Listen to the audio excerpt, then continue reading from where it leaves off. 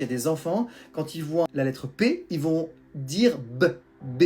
Pareil pour le D et le Q, la lettre Q. En séance, vous voyez, j'utilise cet objet. On ne l'utilise pas debout, on l'utilise couché. Il faut savoir que le signe de l'infini, c'est une technique qui est utilisée depuis très longtemps aux États-Unis, en psychomotricité, pour pouvoir améliorer la conscience kinesthésique, la conscience du corps et la conscience du toucher. Travailler le signe du 8 de l'infini, ça améliore quoi? Ça fait diminuer, voire disparaître les inversions de lettres. Chez des enfants, cette difficulté d'inverser des lettres, de lire une lettre à la place d'une autre, et donc du coup de vous rencontrer des problématiques au niveau de la compréhension, même du déchiffrage, parce que si je lis la lettre D ou la lettre B, le mot j'arrive pas à le déchiffrer, j'arrive pas à savoir quel mot c'est. Si je veux dire dormir et je commence par bormir, je comprends pas, et du coup je peux non seulement pas déchiffrer, je peux pas comprendre le sens de la phrase.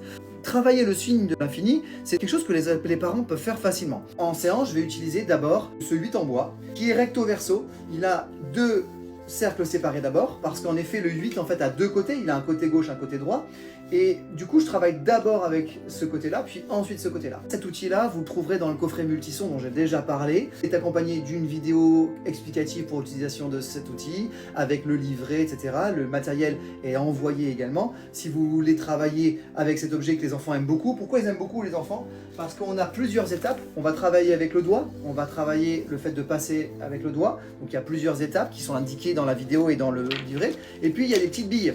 Je vais mettre la bille dans la petite rainure. Vous voyez, il y a une petite rainure, on voit bien qu'il y a une rainure ici, c'est pas juste un dessin, c'est une rainure en bois. Et je vais m'amuser à faire passer la bille. Et par contre, il y a tout un protocole pour que les yeux suivent la bille. Par exemple, des deux côtés, évidemment, on commencera toujours par ce côté-là, mais ça, c'est expliqué dans le coffret multison.